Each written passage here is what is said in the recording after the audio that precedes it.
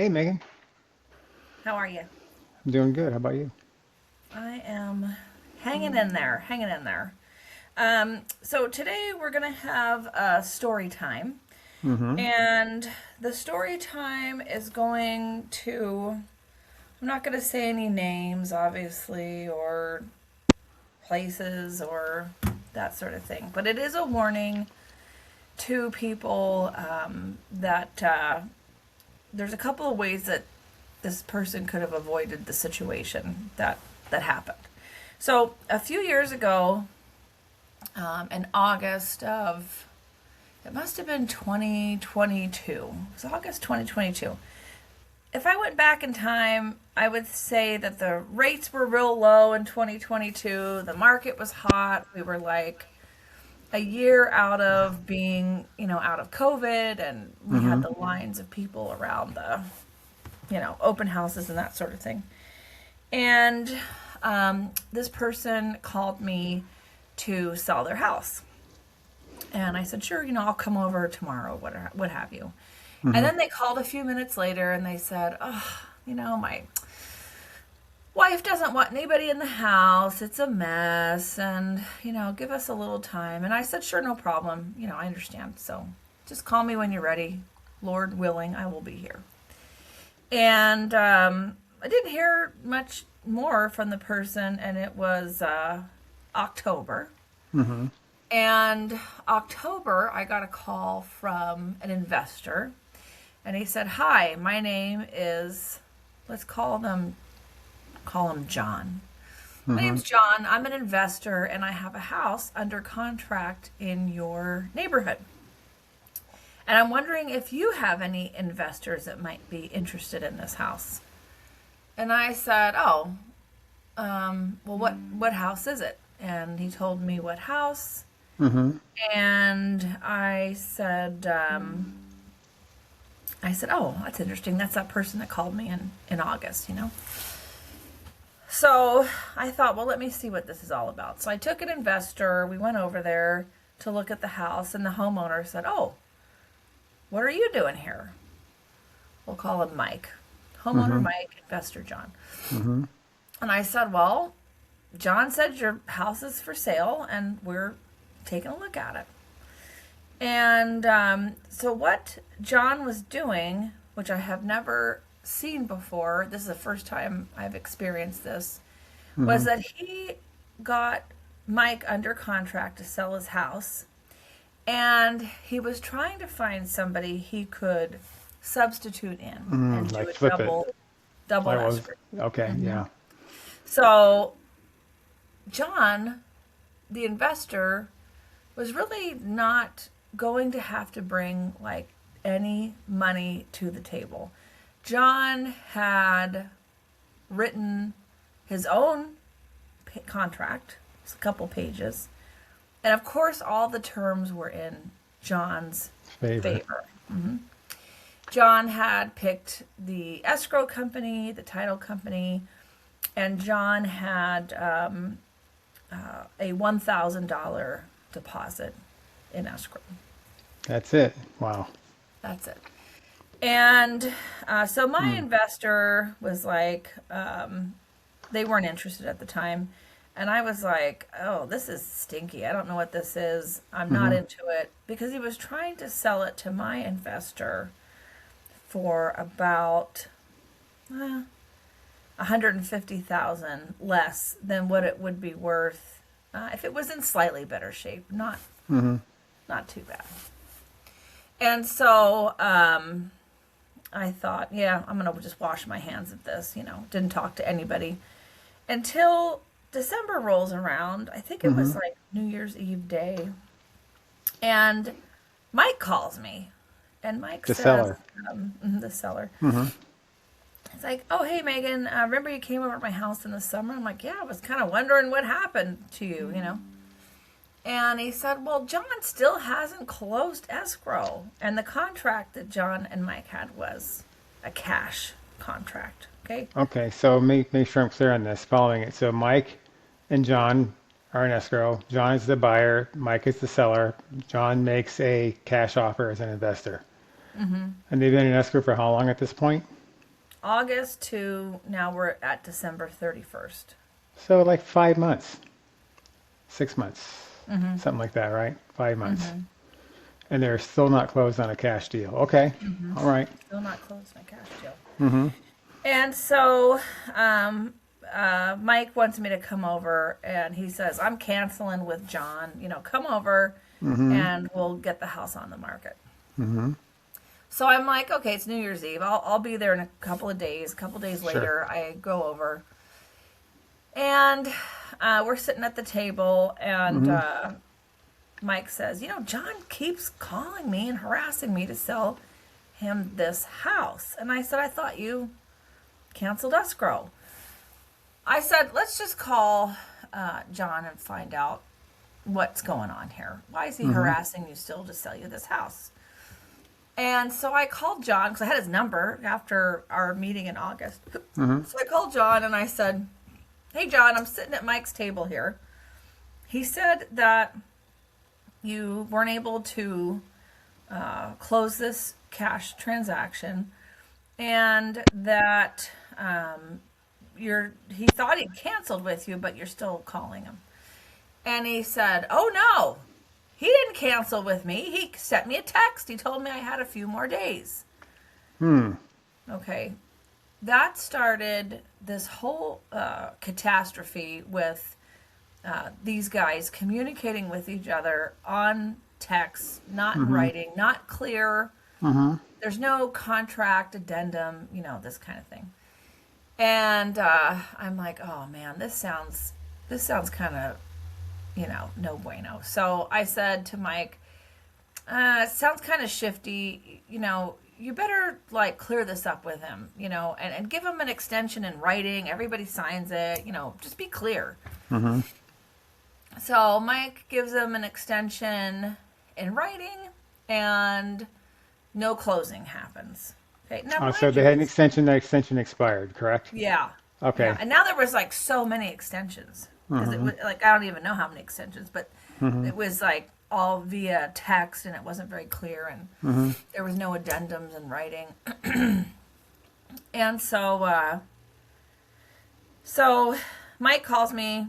I canceled the escrow this time. Had to call the escrow company umpteen many times and all this kind of stuff because remember, the escrow company is His John, choice. the buyer's escrow company.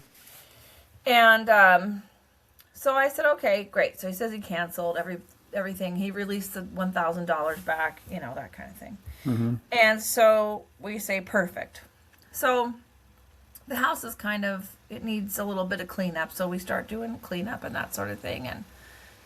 And we're taking pictures.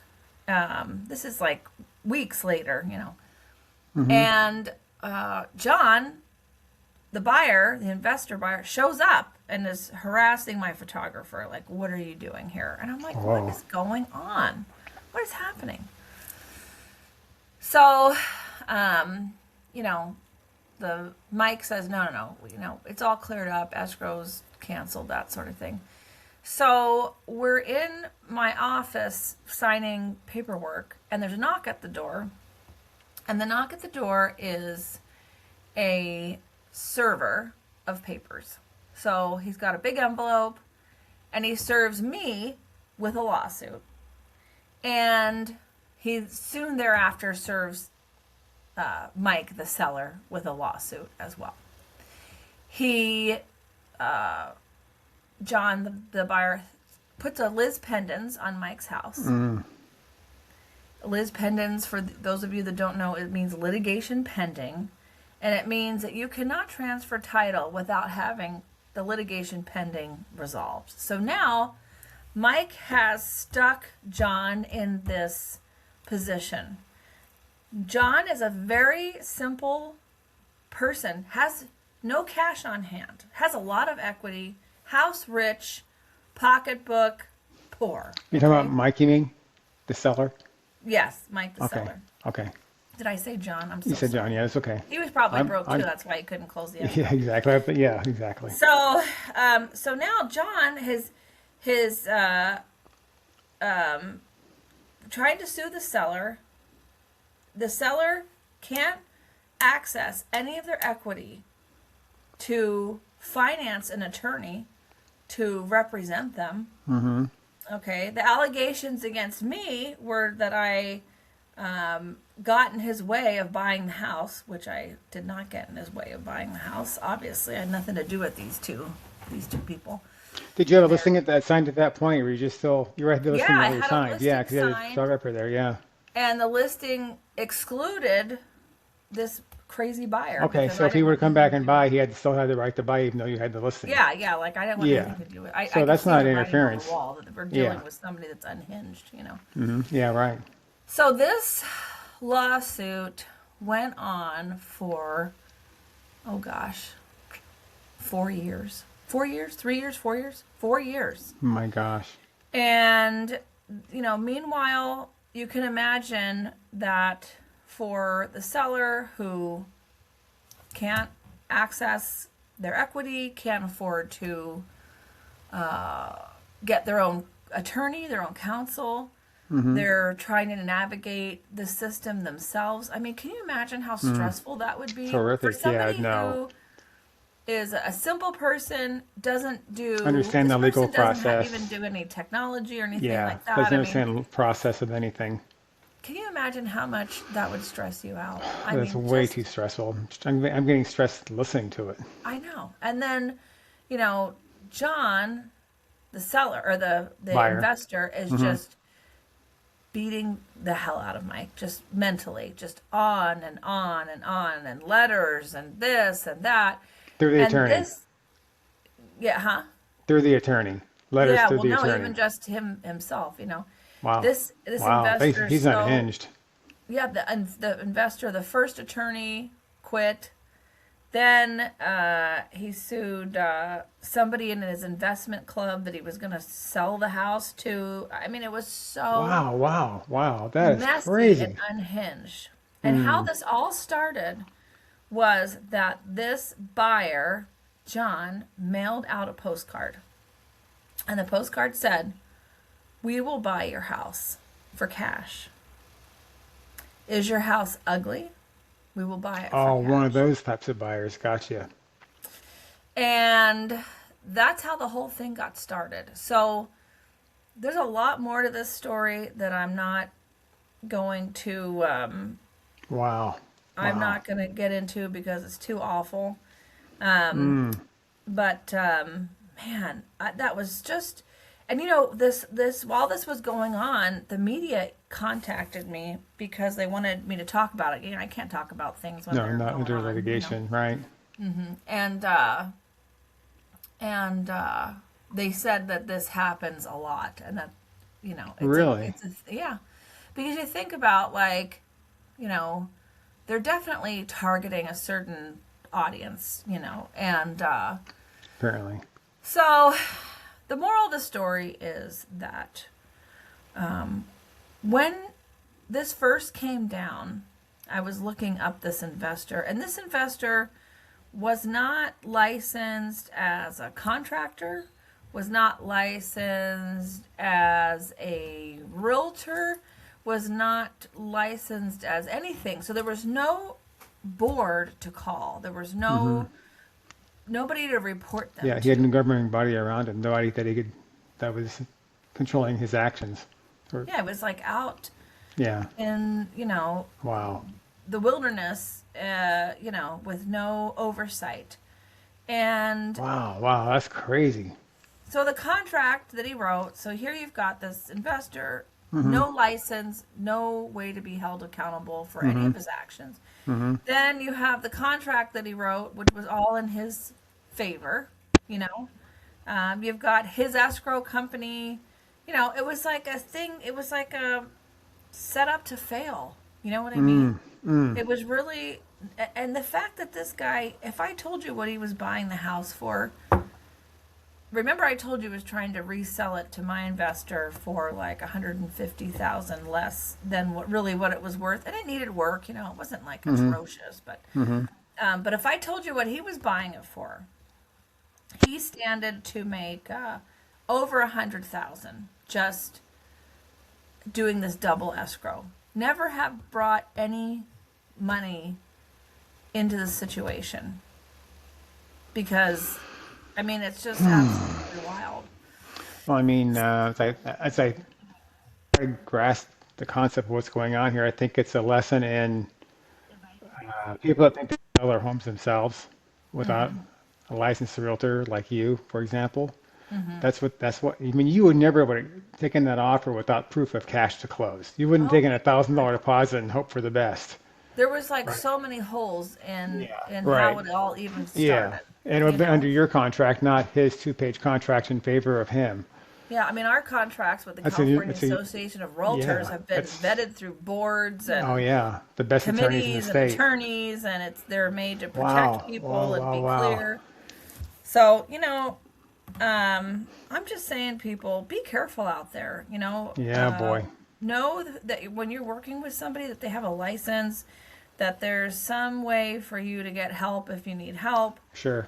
and gosh, That's even crazy. have an attorney look at it. I don't know, do something. Right. Get some But qualified eyes on it. Right. yeah, I So mean, then at the end of the day, I just felt so bad for Mike, the seller, because he it was lost. so stressful for Yeah, I them. mean, the stress of that alone. So is the lawsuit settled? It's over now.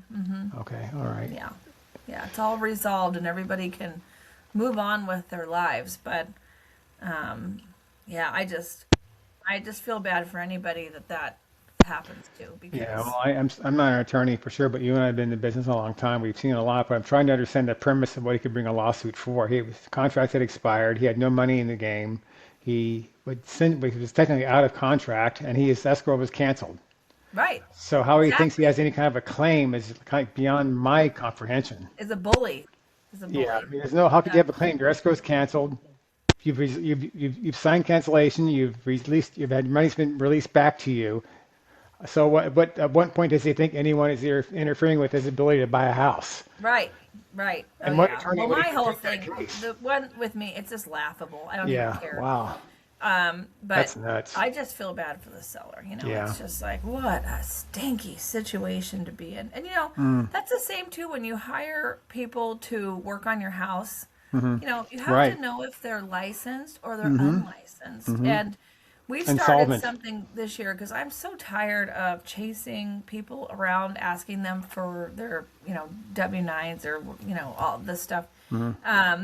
That this year, whoever works with us had to show us we got their, what is it? It's a W-9, right? What they have to give us, their W-4, I don't know. For which? And Right. like when you do a job and you 1099 a W-4. contractor, W-4, yeah. So we get the W-4s, we get the proof of insurance, we get the current license. It's all on file before we recommend you to work on anything because if something happens, one time we had a painter at our house, and they were scraping the paint around the window, and the guy's arm went through the glass, Ooh, and it really cut him really bad. ooh, yeah. And thank God our painter was licensed and insured, because otherwise, guess their insurance did call me and say, "Hey, can I have the number of your insurance company?" And I said, "No, you already have insurance. That's what you're for." But you just have to be careful out there. Just proceed with caution. Look into things. Yeah. Look up people's names. Phone a friend. Do something Yeah, to verify. get yourself Validate it. informed. Yeah. Yeah. Even if you're not that savvy and you are like, oh gosh, I don't want to admit that I'm not that technically savvy. Who cares? Just call somebody to look something up for you. Just please. It's too much. 100%. Wow. Wow. That's a crazy story. I know. I know. And that's just one of many, but that one's really bad. That's So, like that probably about the worst I've heard, yeah. actually. Yeah. It's Yeah, really bad. yeah. Because you're dealing with people that are like absolutely unhinged. Unscrupulous. They're Yeah. just unscrupulous. Yeah. They have evil intent. Oh, yeah. Yeah, Yeah. they're It's not probably going they're to not sue they're me right not they're now not for working in making good faith. this podcast. What's that? I said, she's probably going to sue me right now for making this podcast. Oh boy. Yeah, Buckle up. right. Anyway, Yeah, that's man, about it, wow. Rick. Crazy. Well, So thanks for how's sharing that the crazy story. I know, how's the mortgage market this week? What's going on? It's been, what's going on in the world these days, it's kind of hard to call, but rates have been up pretty much all week. Not a lot, but just enough to bring it out of where they the lowest point. But I don't know. I mean, look, we've been in this a long time. Nothing is permanent. Never moves in a straight line. We're going to go through a period of time where the rates are kind of wonky a little bit here, but it's going to recover, and rates will come back down a little bit some more. But they're up a little bit, not high, but they're up off their lows. But Yeah. I don't think they're high. But but look, I've learned over the last 40 some odd years that no matter what the rate is, people think it's too high. I mean, look, Oh yeah. I Oh, mean, for 4 years sure. ago we were quoting 2 and 7/8. Oh, can I get 2.5? Take the two Yeah. and 7/8. I promise you. Talk to me in 5 years. It's a great Yes. deal. Are you sure? Yeah, take the 2 and 7/8. Right? If you told me 2 and 7/8 right now, and I'd be like, you know what? Charge me 3.5. Yeah, exactly. I just, But you got to close me first. You got to get me first in yeah, line for yeah. 3.5. Gosh. No, No. yeah, so yeah, it's gonna be fine though. Yeah. But I think I may have mentioned this too. We have a promotion right now, which is really kind of cool. If Oh you got yeah, a yeah. lock by June 30th, we'll pay for a 1% rate reduction for the first 12 months. I love that. So that's pretty That's a cool. killer Yeah, program. Yeah. that's really great. So that's something to Yeah, that's consider. definitely unheard of. So Yeah. contact Rick for more info. All right, Rick. I appreciate you Appreciate and you, Megan. everybody. If you ever see something fishy, if you see something, Yeah, say man. something. They Validate it. say so. Validate it. Validate it. Validate Yeah, it. please, please look out for yourselves. Whew, All it's right. crazy. I'll All right, talk to you Megan. soon. Appreciate you. We'll talk later. See ya. Bye.